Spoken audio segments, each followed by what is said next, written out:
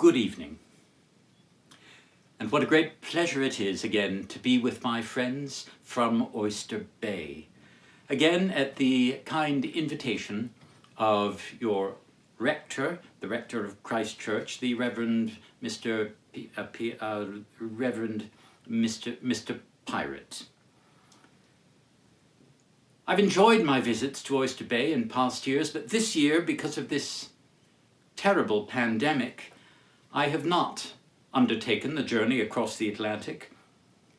Instead, though, by contrast, it is a delight to welcome you here to my home in central London. And this has all been made possible thanks to a marvelous new invention which they refer to as YouTube. Now, before I begin, however, I would like to say a few words about a cause very dear to my heart, known as the IN, the Interfaith Nutrition Network.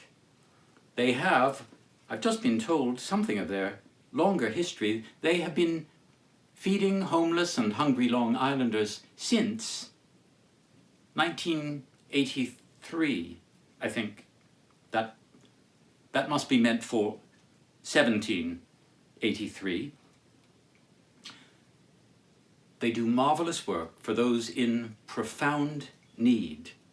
And if you enjoy this reading, and if you find that you take its moral teaching to heart and wish to say thank you, there is no better way of saying thank you than writing a check which will support the IN. You can make the check payable to Christchurch, Oyster Bay, and write the IN in the memo line. Send it to 55 East Main Street, Oyster Bay, New York, 11771, in support of the magnificent work of the IN. And care for those profoundly in need is a subject intimately connected with the little story I'm now going to read you. I call it A Christmas Carol.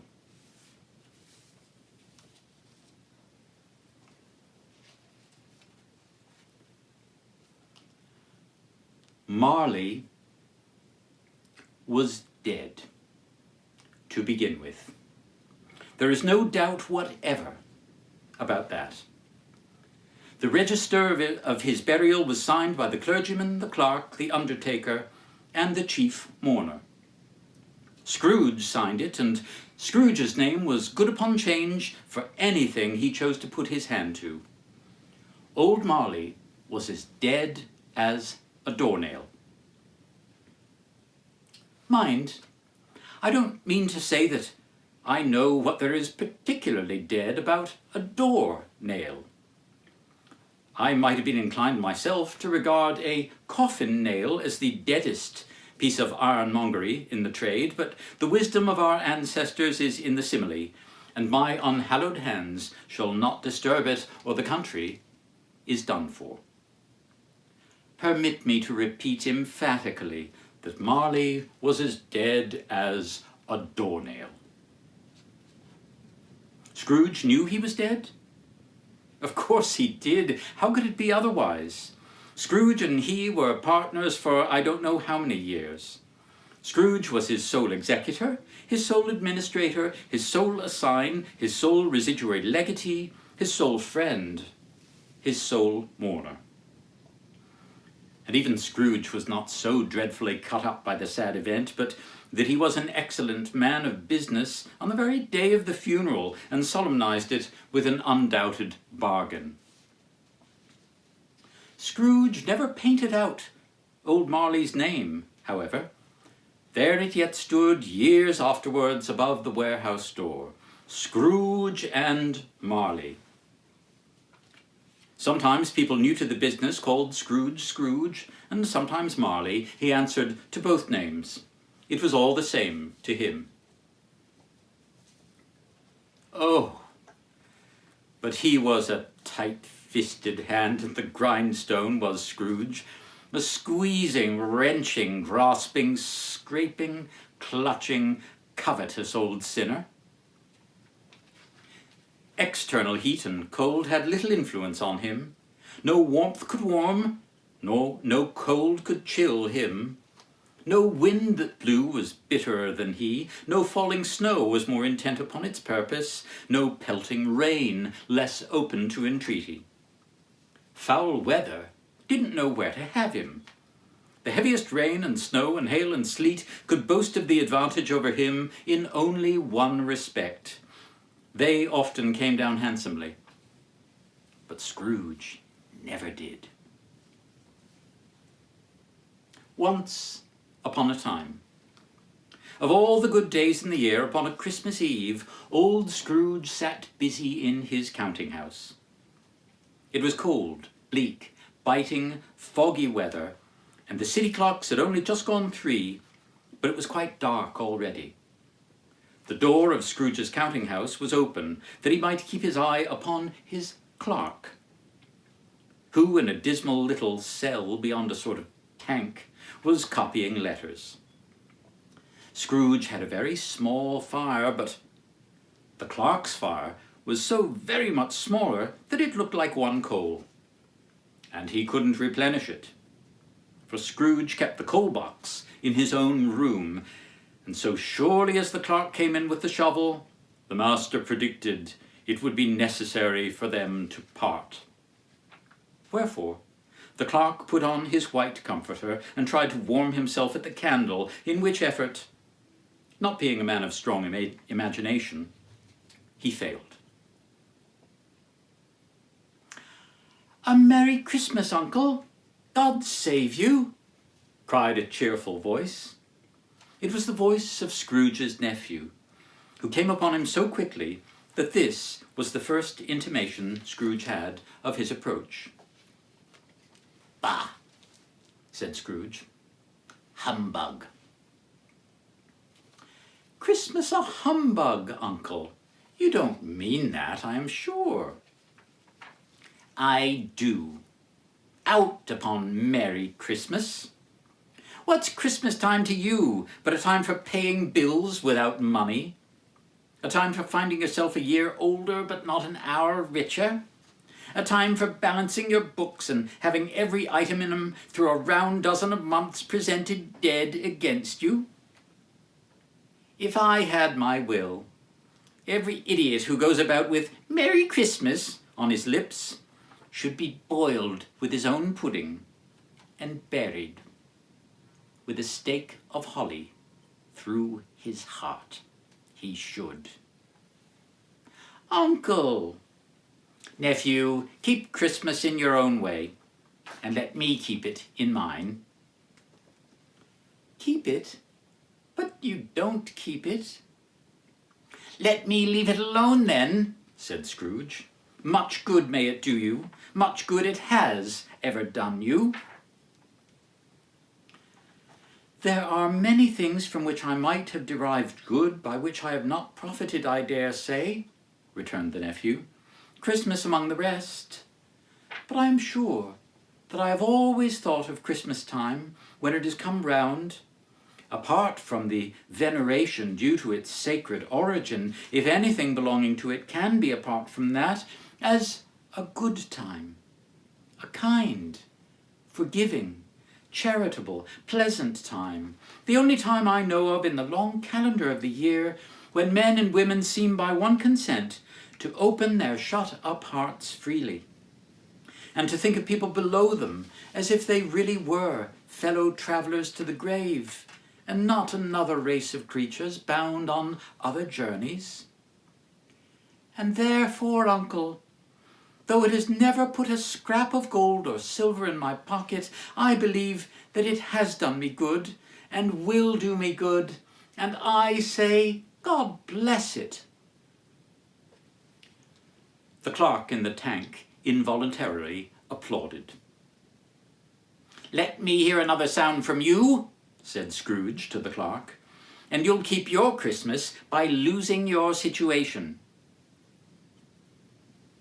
You're quite a powerful speaker, sir, he added, turning to his nephew. I wonder you don't go into Parliament.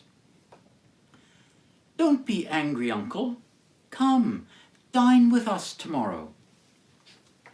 Scrooge said that he would see him. Yes, indeed, he did. He went the whole length of the expression and said that he would see him in that extremity first.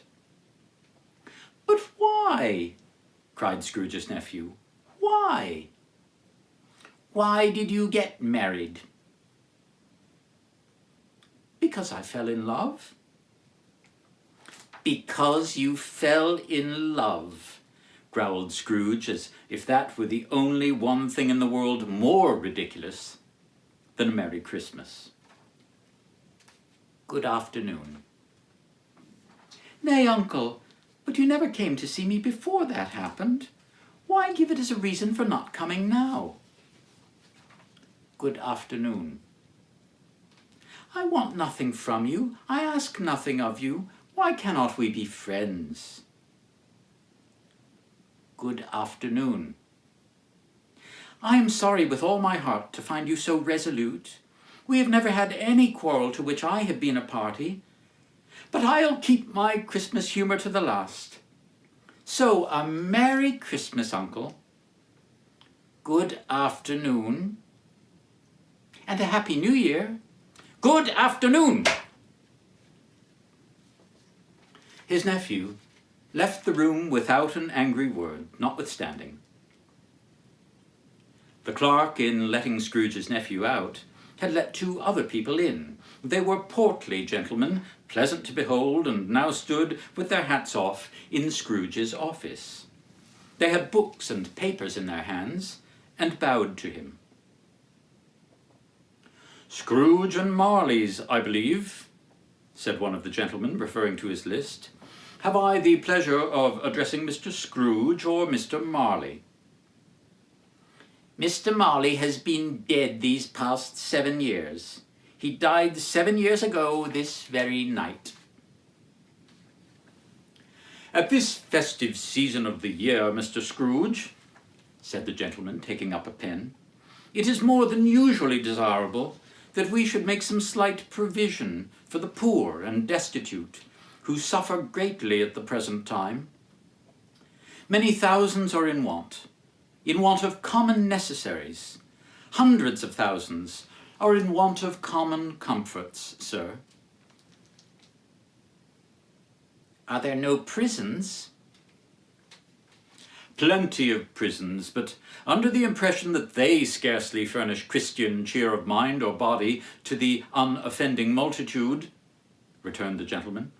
A few of us are endeavouring to raise a fund to buy the poor some meat and drink and means of warmth. We choose this time because it is a time of all others when want is keenly felt and abundance rejoices. What shall I put you down for? Nothing. You wish to be anonymous? I wish to be left alone. Since you ask me what I wish, gentlemen, that is my answer. I don't make merry myself at Christmas, and I can't afford to make idle people merry. I help to support the establishments, the prisons and the workhouses. They cost enough, and those who are badly off must go there.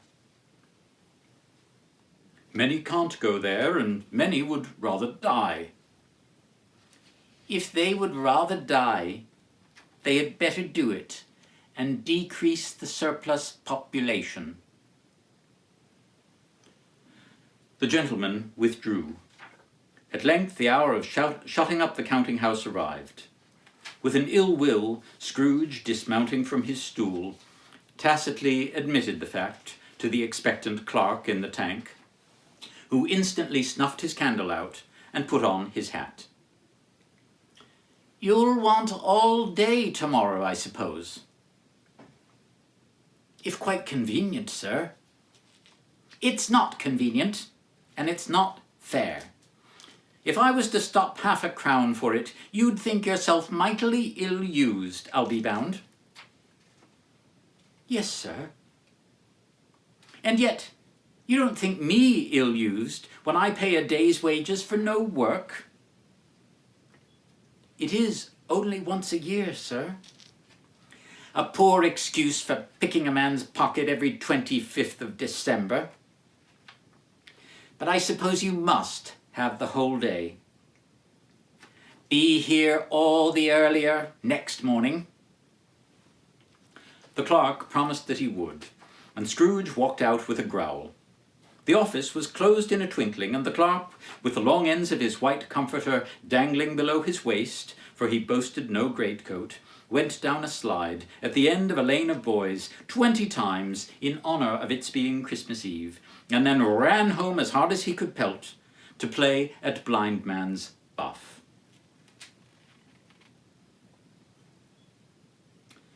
Scrooge took his melancholy dinner in his usual melancholy tavern, and having read all the newspapers and beguiled the rest of the evening with his banker's book, went home to bed. He lived in chambers which had once belonged to his deceased partner.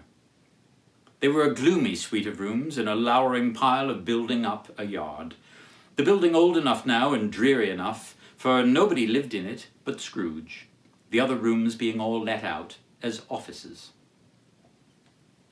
Now, it is a fact that there was nothing at all particular about the knocker on the door of this house, except that it was very large.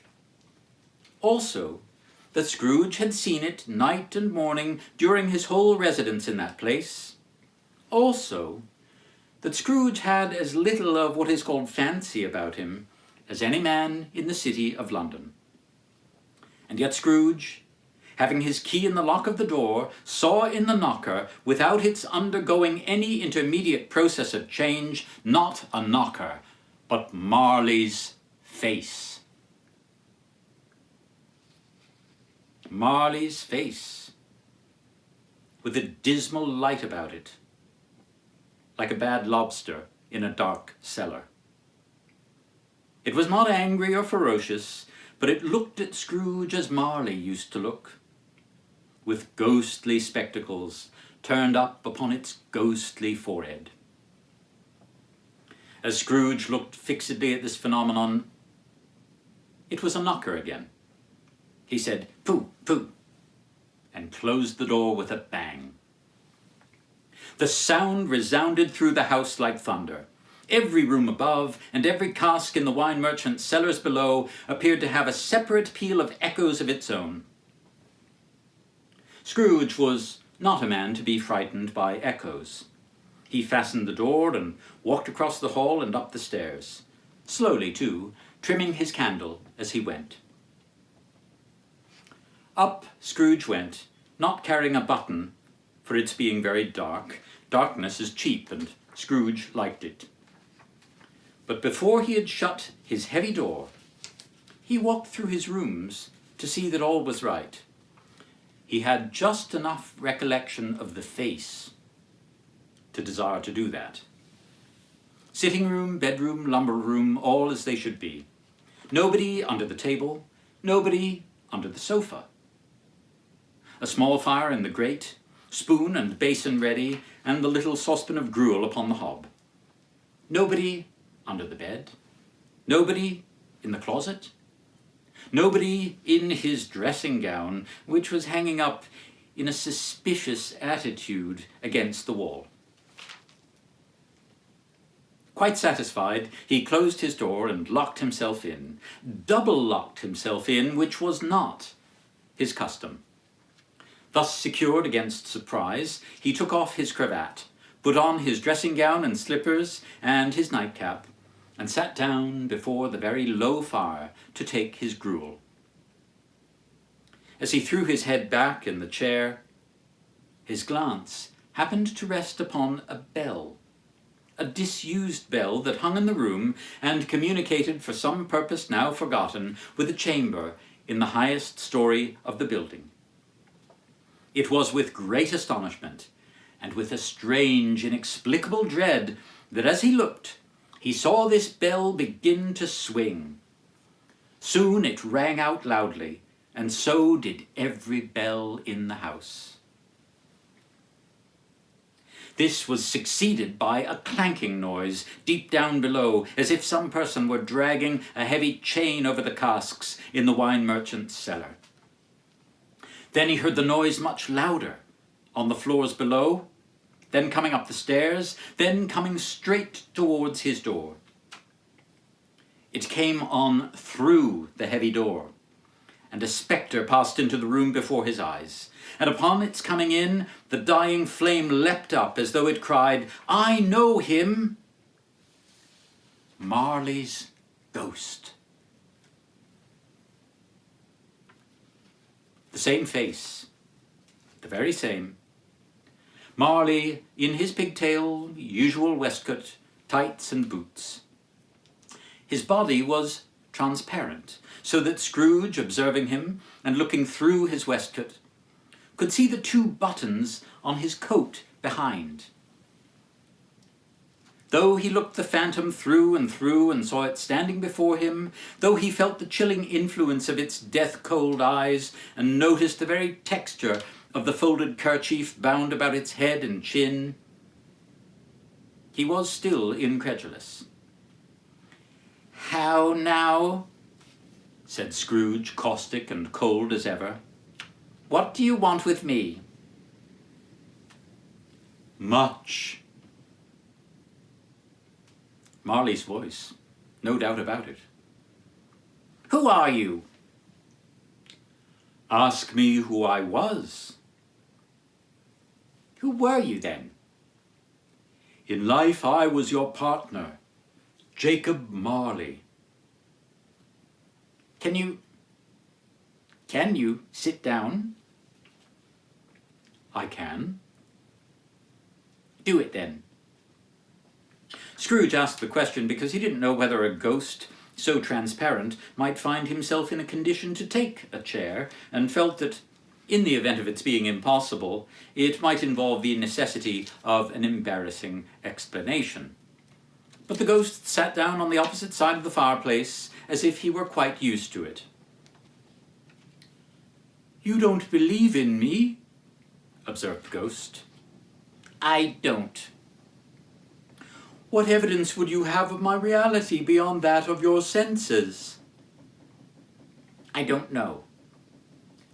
"Why do you doubt your senses?" "Because a little thing affects them. A slight disorder of the stomach makes them cheats. You may be an undigested bit of beef, a blot of mustard, a crumb of cheese, a fragment of an underdone potato. There's more of gravy than of grave about you, whatever you are."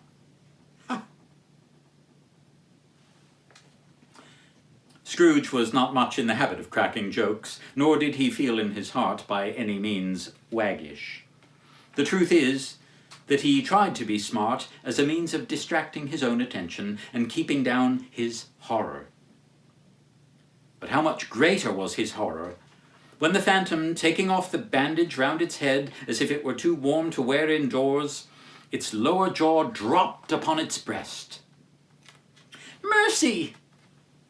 he said. "Dreadful apparition, why do you trouble me? Why do spirits walk the earth, and why do they come to me?" "It is required of every man," the ghost returned, "that the spirit within him should walk abroad among his fellow men, and travel far and wide, and if that spirit goes not forth in life, it is condemned to do so after death. I cannot tell you all I would. A very little more is permitted to me. I cannot rest, I cannot stay, I cannot linger anywhere. My spirit never walked beyond our counting house. Mark me, in life my spirit never roved beyond the narrow limits of our money-changing hole. And weary journeys lie before me." "7 years dead," mused Scrooge, "and travelling all the time. You might have got over a great quantity of ground in 7 years." "Oh, blind man," replied the ghost. "Not to know that any Christian spirit working kindly in its little sphere, whatever it may be, will find its mortal life too short for its vast means of usefulness. Not to know that no space of regret can make amends for one life's opportunities misused. Yet I was like this man. I once was like this man. Hear me," cried the ghost. "My time is nearly gone." "I will," said Scrooge, "but don't be hard upon me, Jacob. Pray." "I am here tonight to warn you that you have yet a chance and hope of escaping my fate, a chance and hope of my procuring, Ebenezer." "You were always a good friend to me. Thank ye." "You will be haunted by 3 spirits." "Is that the chance and hope you mentioned, Jacob? I think I'd rather not." "Without their visits," said the ghost, "you cannot hope to shun the path I tread. Expect the first tomorrow when the bell tolls 1. Expect the second on the next night at the same hour. The third upon the next night when the last stroke of 12 has ceased to vibrate. Look to see me no more, and look that for your own sake you remember what has passed between us." The apparition walked backward from him, and at every step it took, the window raised itself a little, so that when the spectre reached it, it was wide open. It beckoned Scrooge to approach. Then Scrooge became sensible of confused noises in the air, incoherent sounds of lamentation, wailings inexpressibly sorrowful and self-accusatory.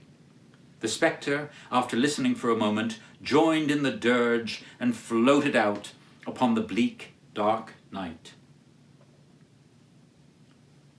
Scrooge closed the window and examined the door by which the ghost had entered. It was double-locked, as he had locked it with his own hands, and the bolts were undisturbed. Scrooge tried to say "humbug," but stopped at the first syllable. And being from the emotion he had undergone, or the fatigues of the day, or his glimpse of the invisible world, or the dull conversation of the ghost, or the lateness of the hour, much need in repose, he went straight to bed, without undressing, and fell asleep upon the instant.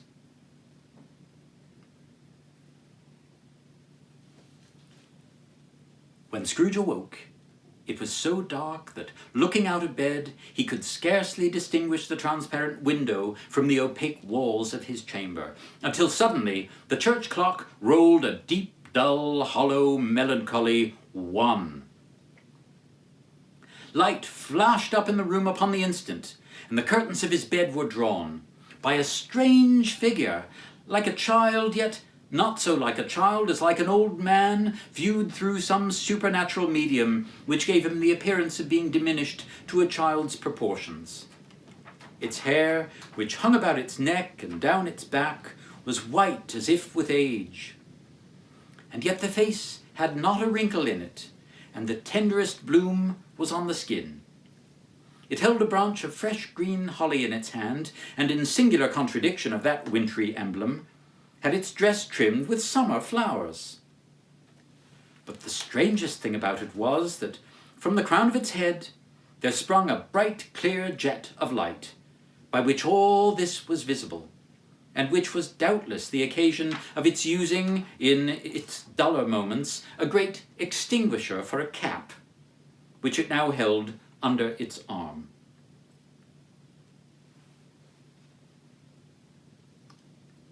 "Are you the spirit, sir, whose coming was foretold to me?" "I am."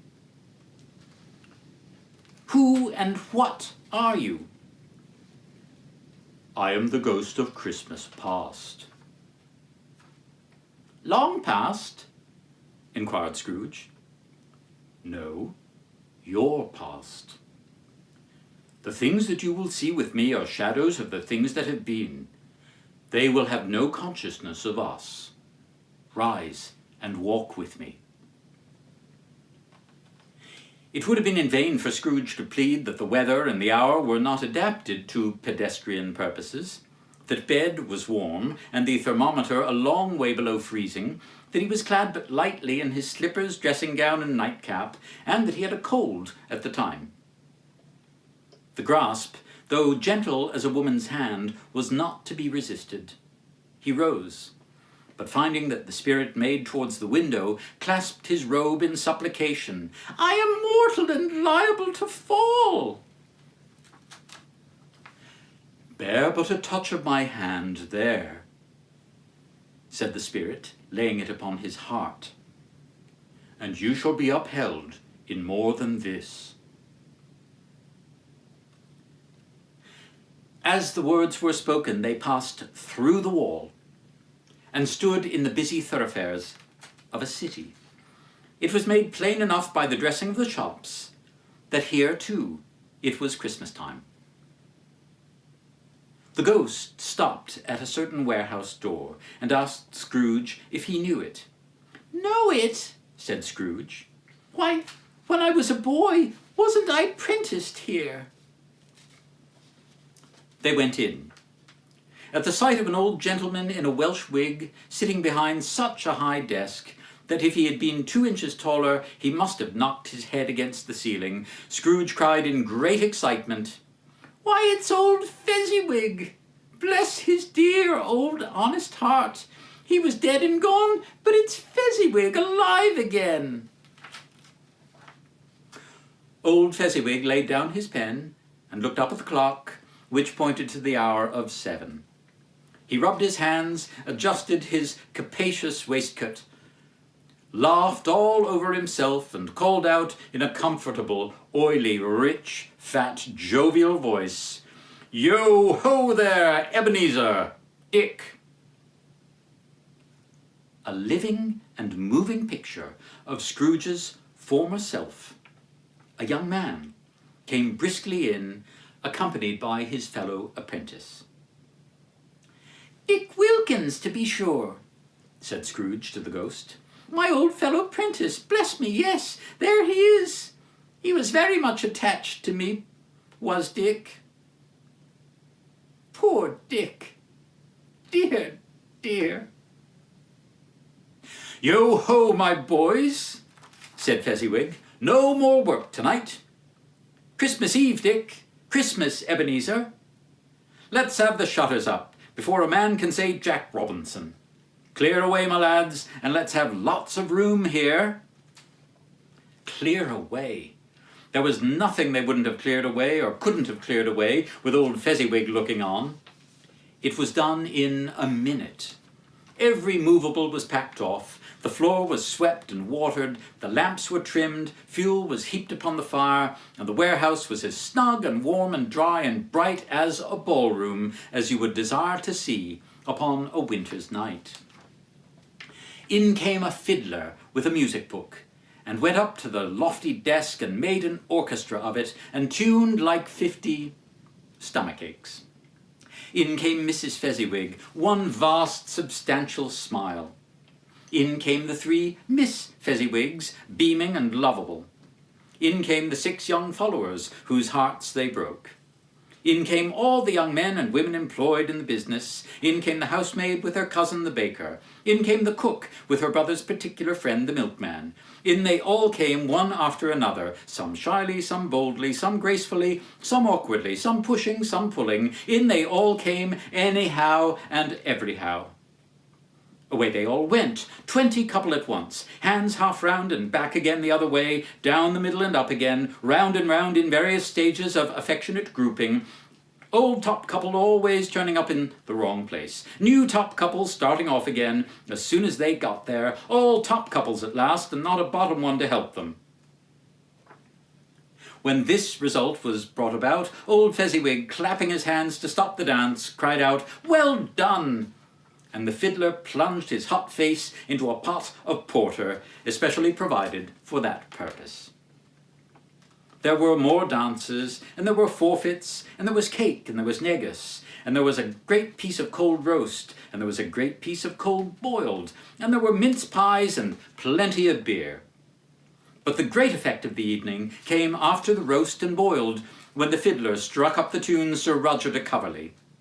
Then old Fezziwig stood out to dance with Mrs. Fezziwig, top couple too, 3 or 4 and 20 pair of partners, people who were not to be trifled with, people who would dance and had no notion of walking. When the clock struck 11, this domestic ball broke up. Mr. and Mrs. Fezziwig took their stations, one on either side of the door, and shaking hands with every person individually as he or she went out, wished him or her a Merry Christmas. When everybody had retired but the 2 prentices, they did the same to them. And thus the cheerful voices died away, and the lads were left to their beds, which were under a counter in the back shop. "A small matter," said the ghost to Scrooge, "to make these silly folks so full of gratitude. He has spent but a few pounds of your mortal money, 3 or 4 perhaps. Is that so much?" It isn't that," said Scrooge. "It isn't that, Spirit. He has the power to render us happy or unhappy, to make our service light or burdensome, a pleasure or a toil. Say that his power lies in words and looks, in things so slight and insignificant that it is impossible to add and count 'em up. What then? The happiness he gives is quite as great as if it cost a fortune." He felt the spirit's glance and stopped. "What is the matter?" said the ghost. "Nothing particular." "Something, I think." "No," said Scrooge. "No, I should like to be able to say a word or two to my clerk just now. That's all." "My time grows short," observed the spirit. "Quick." This was not addressed to Scrooge or to anyone whom he could see, but it produced an immediate effect. For again Scrooge saw himself. He was older now, a man in the prime of his life. He was not alone, but sat by the side of a fair young girl in a black dress, in whose eyes were tears, which sparkled in the light that shone out of the ghost of Christmas past. "It matters little," she said softly to Scrooge's former self.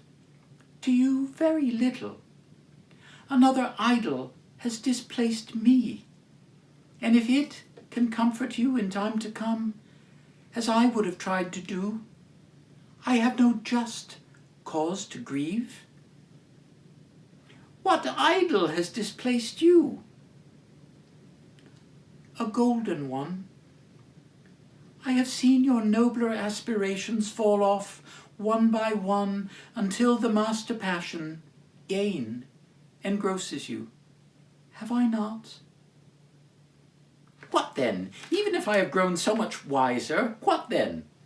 I am not changed towards you. Have I ever sought release from our engagement?" "In words," she said. "No, never." "In what then?" asked the young Scrooge. "In a changed nature, in another atmosphere of life, another hope as its great end. If you were free today, tomorrow, yesterday, can I even believe that you would choose a dowerless girl? Or choosing her, do I not know that your repentance and regret would surely follow? I do, and I release you, with a full heart, for the love of him you once were. May you be happy in the life you have chosen." She left him, and they parted. "Spirit," said Scrooge, "show me no more. Conduct me home. Why do you delight to torture me?" "I told you these were shadows of the things that have been," said the ghost. "That they are what they are. Do not blame me." "Remove me!" Scrooge exclaimed. "I cannot bear it. Leave me. Take me back. Haunt me no longer." As he struggled with the spirit, he was conscious of being exhausted and overcome by an irresistible drowsiness, and further, of being in his own bedroom, and had barely time to reel to bed before he sank into a heavy sleep. Scrooge awoke in his own bedroom. There was no doubt about that. But it and his own adjoining sitting room, into which he shuffled in his slippers, attracted by a great light there, had undergone a surprising transformation. The walls and ceiling were so hung with living green that it looked a perfect grove. The leaves of holly, mistletoe, and ivy reflected back the light, as if so many little mirrors had been scattered there, and such a mighty blaze went roaring up the chimney as that dull hearth had never known in Scrooge's time, or Marley's, for many and many a winter season gone. Heaped upon the floor to form a kind of throne were turkeys, geese, game, great joints of meat, sucking pigs, long wreaths of sausages, mince pies, plum puddings, barrels of oysters, red-hot chestnuts, cherry-cheeked apples, juicy oranges, luscious pears, immense twelfth cakes, and great bowls of punch that made the chamber dim with their delicious steam. In easy state upon this couch there sat a giant, glorious to see, who bore a glowing torch, in shape not unlike Plenty's horn, and who raised it high to shed its light on Scrooge, as he came peeping round the door. Come in, and know me better, man. I am the ghost of Christmas presents. Look upon me. You have never seen the like of me before?" Scrooge made answer, "Never." "Have never walked forth with the younger members of my family, my brothers born in these later years?" pursued the phantom. "I don't think I have," said Scrooge. "I'm afraid I have not. Have you had many brothers, Spirit?"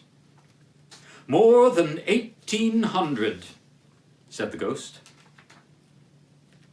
"A tremendous family to provide for." "Spirit," said Scrooge submissively, "conduct me where you will. I went forth last night on compulsion, and I learnt a lesson which is working now. Tonight, if you have aught to teach me, let me profit by it." "Touch my robe." Scrooge did as he was told and held it fast. The room and its contents all vanished instantly, and they stood in the city streets upon a snowy Christmas morning.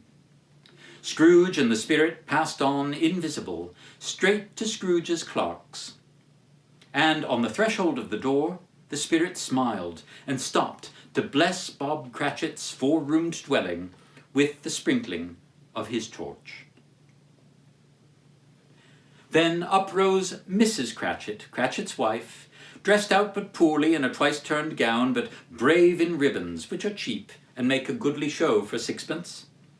And she laid the cloth, assisted by Belinda Cratchit, second of her daughters, also brave in ribbons, while Master Peter Cratchit plunged a fork into the saucepan of potatoes, and getting the corners of his monstrous shirt collar into his mouth, rejoiced to find himself so gallantly attired, and yearned to show his linen in the fashionable parks.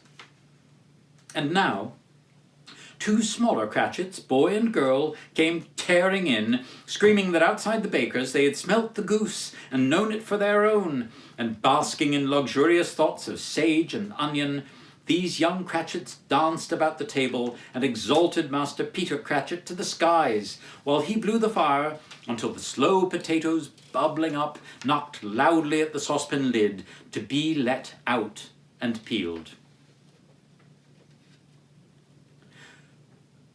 "What has ever got your precious father, then?" said Mrs. Cratchit. "And your brother Tiny Tim and Martha weren't as late last Christmas Day by half an hour." "Here's Martha, mother," said a girl, Martha, appearing as she spoke. "Here's Martha, mother," cried the two young Cratchits. "Hurrah, there's such a goose, Martha!" "Why, bless your heart alive, my dear, how late you are," said Mrs. Cratchit, kissing her and taking off her shawl and bonnet for her. "We'd a deal of work to finish up last night," replied the girl, "and had to clear away this morning, mother." "Well, never mind, so long as you are come," said Mrs. Cratchit. "Sit ye down before the fire, my dear, and have a warm, Lord bless you." "No, no, there's father coming," cried the two young Cratchits, who were everywhere at once. "Hide, Martha, hide." So Martha hid herself, and in came Bob, the father, with at least 3 feet of comforter hanging down before him, and his threadbare clothes darned up and brushed to look seasonable, and Tiny Tim upon his shoulder. Alas for Tiny Tim, he bore a little crutch, and had his limbs supported by an iron frame. "Why, where's our Martha?" cried Bob Cratchit, looking round. "Not coming," said Mrs. Cratchit. "Not coming," said Bob, with a sudden declension in his high spirits. "Not coming upon Christmas Day." Martha didn't like to see him disappointed, even if it only were in joke, so she came out prematurely from behind the closet door and ran into his arms, while the two young Cratchits hustled Tiny Tim and bore him off into the wash-house, that he might hear the puddings singing in the copper. "And how did little Tim behave?" asked Mrs. Cratchit.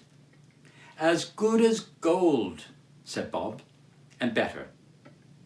Somehow he gets thoughtful, sitting by himself so much, and thinks the strangest things you ever heard.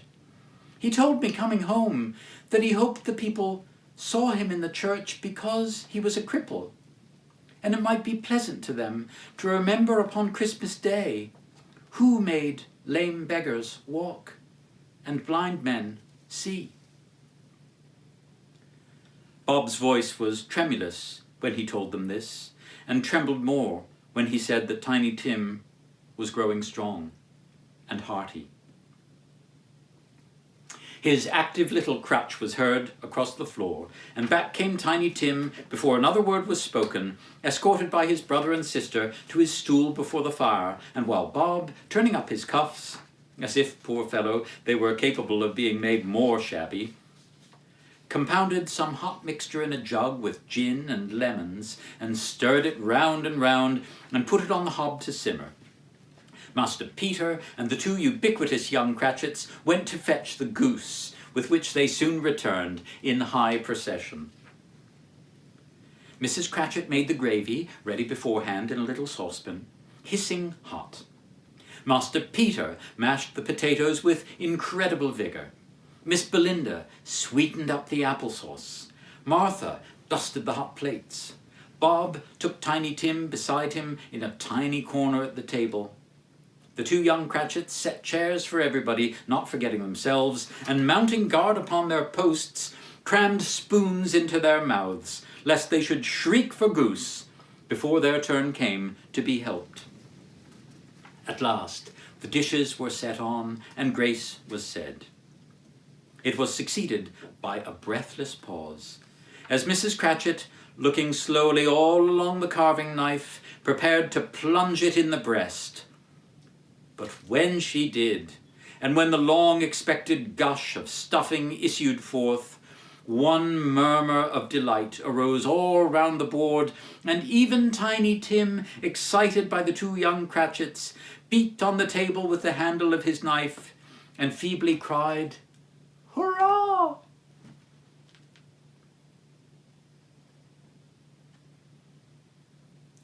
There never was such a goose.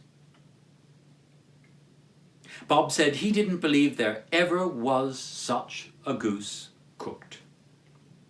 Its tenderness and flavour, size and cheapness were the themes of universal admiration. Eked out by applesauce and mashed potatoes, it was a sufficient dinner for the whole family. Indeed, as Mrs. Cratchit said with great delight, surveying one small atom of a bone upon the dish, they hadn't ate it all at last. Yet everyone had had enough, and the youngest Cratchits in particular were steeped in sage and onion to the eyebrows. But now, the plates being changed, Mrs. Cratchit left the room alone, too nervous to bear witnesses, to take the pudding up and bring it in. Suppose it should not be done enough. Suppose it should break in turning out. Suppose somebody should have got over the wall of the backyard and stolen it while they were merry with the goose. All sorts of horrors were supposed. Hullo! A great deal of steam. The pudding was out of the copper. A smell like a washing day. That was the cloth. A smell like an eating house and a pastry cook's next door to each other. That was the pudding. In half a minute, Mrs. Cratchit entered, flushed but smiling proudly, with the pudding like a speckled cannonball, so hard and firm, blazing in half a quartern of ignited brandy, and bedight with Christmas holly stuck into the top. Oh, a wonderful pudding! Bob Cratchit said, and calmly too, that he regarded it as the greatest success achieved by Mrs. Cratchit since their marriage. Mrs. Cratchit said that she had her doubts about the quantity of flour. Everybody had something to say about it, but nobody said or thought it was at all a small pudding for a large family. Any Cratchit would have blushed to hint at such a thing. At last, the dinner was all done, the cloth was cleared, the hearth swept, and the fire made up. The compound in the jug being tasted and considered perfect, apples and oranges were put upon the table and a shovelful of chestnuts on the fire. Then all the Cratchit family drew round the hearth in what Bob called a circle, meaning half a one. And at Bob's elbow stood the family display of glass. 2 tumblers and a custard cup without a handle. These held the hot stuff from the jug, however, as well as golden goblets would have done, and Bob served it out with beaming looks, while the chestnuts on the fire sputtered and cracked noisily. Then Bob proposed, "A Merry Christmas to us all, my dears. God bless us," which all the family re-echoed. "God bless us, every one," said Tiny Tim, the last of all. He sat very close to his father's side upon his little stool. Bob held his withered little hand in his, as if he loved the child, and wished to keep him by his side, and dreaded that he might be taken from him.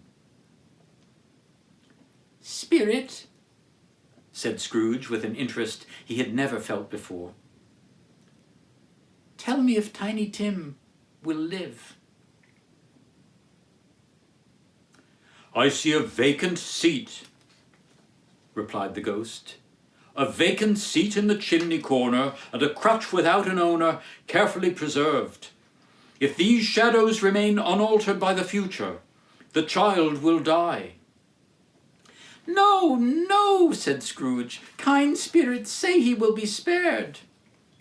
"If these shadows remain unaltered by the future, none other of my race," returned the ghost, "will find him here. What then?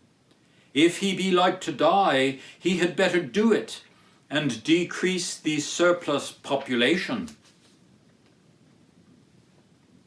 Scrooge hung his head to hear his own words quoted by the spirit, and trembling, cast his eyes upon the ground.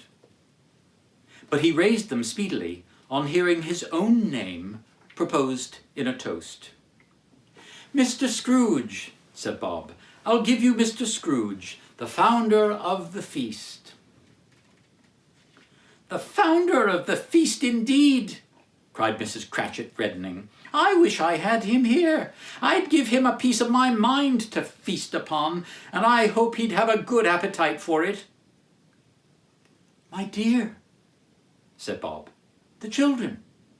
Christmas Day. It should be Christmas Day, I am sure, said she, on which one drinks the health of such an odious, stingy, hard, unfeeling man as Mr. Scrooge. You know he is, Robert. Nobody knows it better than you do, poor fellow.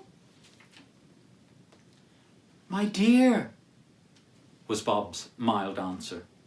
Christmas Day. I'll drink his health for your sake, and the day's, said Mrs. Cratchit. Not for his. Long life to him. A Merry Christmas, and a Happy New Year. He'll be very merry and very happy, I have no doubt. The children drank the toast after her. It was the first of their proceedings which had no heartiness. Tiny Tim drank it last of all, but he didn't care twopence for it. Scrooge was the ogre of the family. The mention of his name cast a dark shadow upon the party, which was not dispelled for full 5 minutes. After it had passed away, they were 10 times merrier than before, from the mere relief of Scrooge the Baleful being done with. All this time, the chestnuts and the jug went round, and by they had a song about a lost child travelling in the snow from Tiny Tim, who had a plaintive little voice and sang it very well indeed. There was nothing of high mark in this. They were not a handsome family. They were not well dressed. Their shoes were far from being waterproof. Their clothes were scanty, and Master Peter might have known, and very likely did, the inside of a pawnbroker's. But they were happy, grateful, pleased with one another, and contented with the time. And when their images faded and looked happier yet in the bright sprinklings of the Spirit's torch at parting, Scrooge had his eye upon them, and especially on Tiny Tim, until the last. By this time it was getting dark and snowing pretty heavily, and as Scrooge and the Spirit went along the streets, the brightness of the roaring fires in kitchens, parlours, and all sorts of rooms was wonderful. Here, the flickering of the blaze showed preparations for a cosy dinner, with hot plates before the fire and deep red curtains ready to be drawn to shut out cold and darkness. There, all the children of the house were running out into the snow to meet their married sisters, brothers, cousins, uncles, aunts, and be the first to greet them.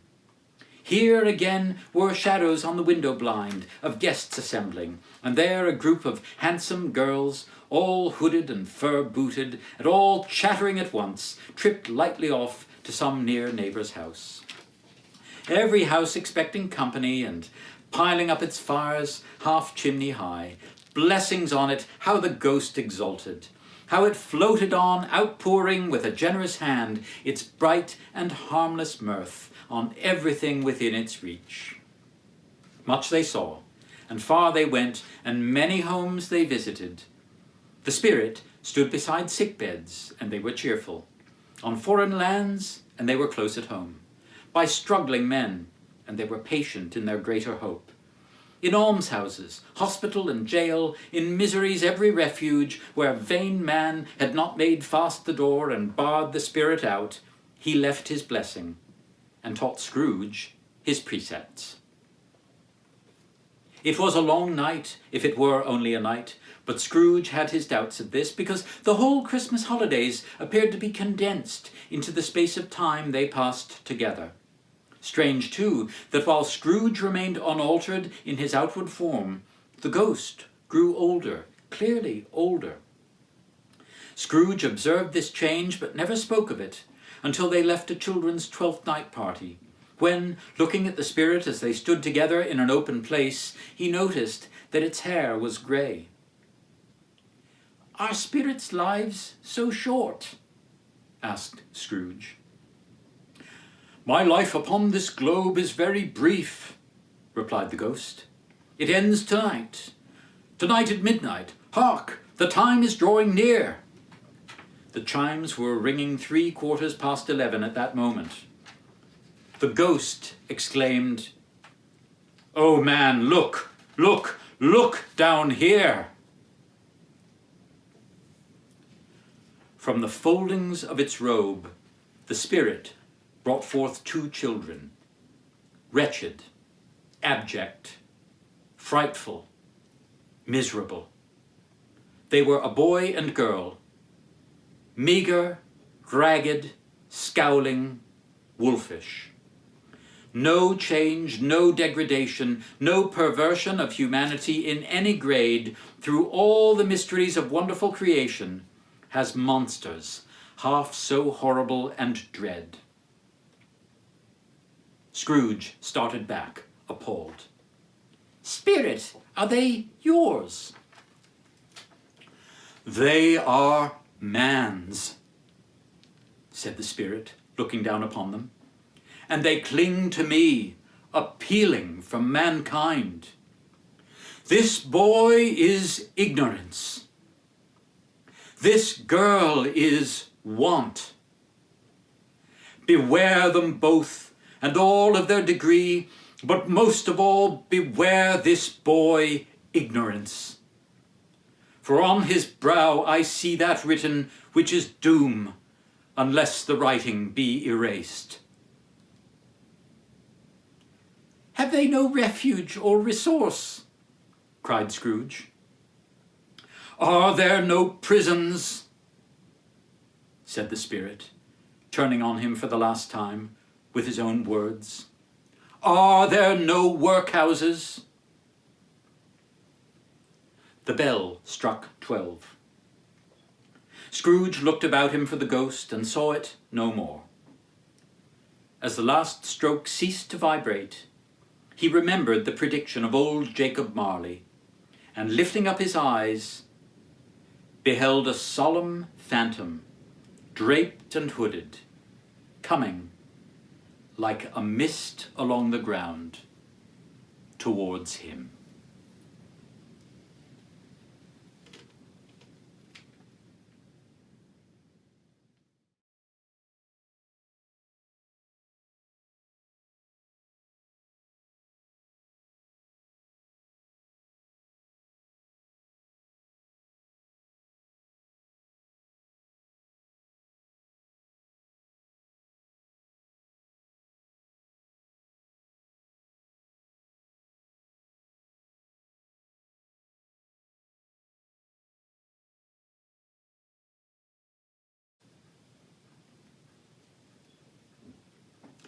The phantom slowly, gravely, silently approached.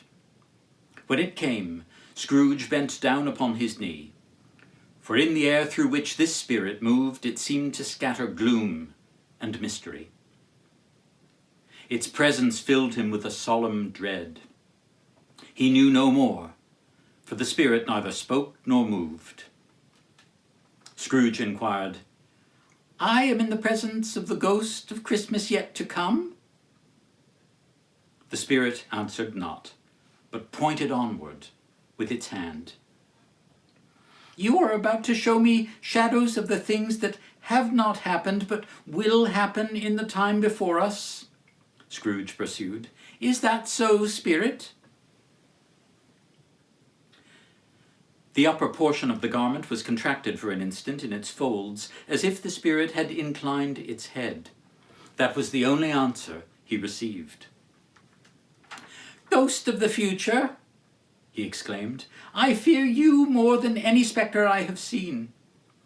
But as I know your purpose is to do me good, and as I hope to live to be another man from what I was, I'm prepared to bear you company and do it with a thankful heart. Will you not speak to me?" It gave him no reply. The hand was pointed straight before them. "Lead on," said Scrooge. "Lead on. The night is waning fast, and it is precious time to me, I know. Lead on, spirit." They scarcely seemed to enter the city, for the city rather seemed to spring up about them. But there they were, in the heart of it, on 'change, amongst the merchants. The spirit stopped beside one little knot of businessmen. Observing that the hand was pointed to them, Scrooge advanced to listen to their talk. "No," said a great fat man with a monstrous chin, "I don't know much about it either way. I only know he's dead." "When did he die?" inquired another. "Last night, I believe." "Why, what was the matter with him? I thought he'd never die." "God knows," said the first with a yawn. "What has he done with his money?" asked a red-faced gentleman. "I haven't heard," said the man with the large chin. "Left it to his company, perhaps. He hasn't left it to me, that's all I know. Bye-bye." This pleasantry was received with a general laugh. The ghost of Christmas yet to come conveyed him to a dismal, wretched, ruinous churchyard. The spirit stood among the graves and pointed down to one.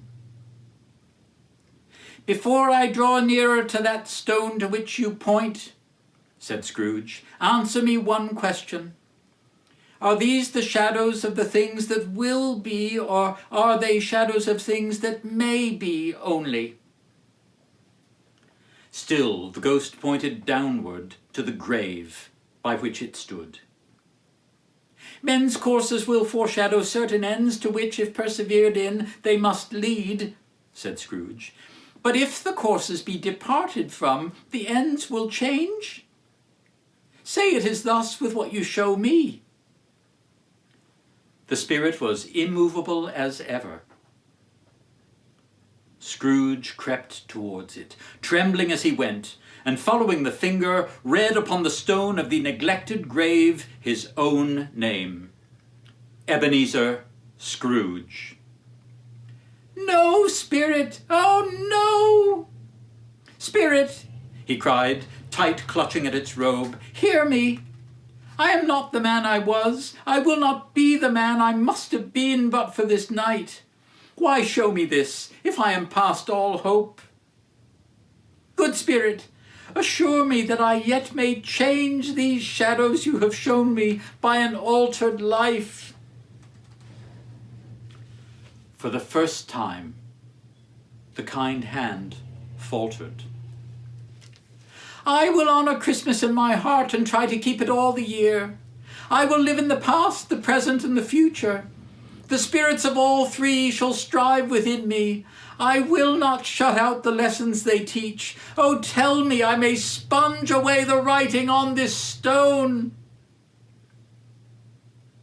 Holding up his hands in a last prayer to have his fate reversed, he saw an alteration in the phantom's hood and dress. It shrunk, collapsed, and dwindled down into a bedpost. Yes, and the bedpost was his own. The bed was his own, the room was his own, best and happiest of all, the time before him was his own, to make amends in. "I will live in the past, the present, and the future," Scrooge repeated as he scrambled out of bed. "Oh, Jacob Marley, heaven and the Christmas time be praised for this." "I don't know what to do," cried Scrooge, laughing and crying in the same breath. "I am as light as a feather. I am as happy as an angel. I am as merry as a schoolboy. I am as giddy as a drunken man." He had frisked into the sitting room and was now standing there, perfectly winded. "I don't know what day of the month it is," said Scrooge. "I don't know how long I've been among the spirits. I don't know anything. I'm quite a baby. Never mind, I don't care. I'd rather be a baby." He was checked in his transports by the churches ringing out the lustiest peals he had ever heard. Clash, clang, hammer, ding-dong, bell, bell-dong, ding, hammer, clang, clash. Oh, glorious, glorious! Running to the window, he opened it and put out his head. No fog, no mist, clear, bright, stirring, golden day. Golden sunlight, heavenly sky, sweet fresh air, merry bells. Oh, glorious! "What's today?" cried Scrooge, calling downward to a boy in Sunday clothes, who perhaps had loitered in to look about him. "Eh?" replied the boy, with all his might of wonder. "What's today, my fine fellow?" "Today?" replied the boy. "Why, Christmas Day." "It's Christmas Day," said Scrooge to himself. "I haven't missed it. The spirits have done it all in one night. They can do anything they like. Of course they can. Of course they can. Hello, my fine fellow." "Hello," returned the boy. "Do you know the poulterers in the next street but one at the corner?" "I should hope I did." "An intelligent boy," said Scrooge. "A remarkable boy. Do you know whether they've sold the prize turkey that was hanging up there? Not the little prize turkey, the big one." "What, the one as big as me?" "What a delightful boy," said Scrooge. "It's a pleasure to talk to him. Yes, my buck." "It's hanging there now." "Is it?" said Scrooge. "Go and buy it." "Walker!" exclaimed the boy. "No, no," said Scrooge. "I am in earnest. Go and buy it, and tell him to bring it here, that I may give the direction where to take it. Come back with the man, and I'll give you a shilling.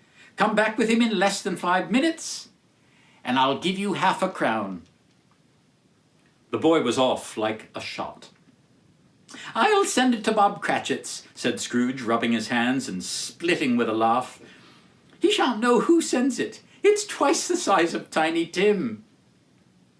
The hand in which he wrote the address was not a steady one, but write it he did somehow, and went downstairs to open the street door, ready for the coming of the poulterer's man. As he stood there, waiting his arrival, the knocker caught his eye. "I shall love it as long as I live," cried Scrooge, patting it with his hand. "I scarcely ever looked at it before. What an honest expression it has in its face! It's a wonderful knocker. Here's the turkey. Hello! Whoop! How are you? Merry Christmas!" It was a turkey. He could never have stood upon his legs, that bird. He would have snapped 'em short off in a minute, like sticks of sealing wax. Shaving was not an easy task, for his hand continued to shake very much, and shaving requires attention, even when you don't dance while you are at it. He dressed himself all in his best, and at last got out into the streets. The people were by this time pouring forth, as he had seen them with the ghost of Christmas present, and walking with his hands behind him, Scrooge regarded everyone with a delighted smile.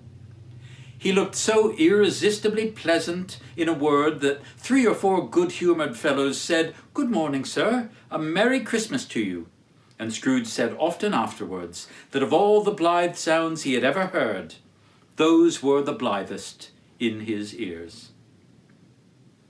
He went to church, and walked about the streets, and watched the people hurrying to and fro, and patted children on the head, and questioned beggars, and looked down into the kitchens of houses, and up to the windows, and found that everything could yield him pleasure. He had never dreamed that any walk could give him so much happiness. In the afternoon, he turned his steps towards his nephew's house.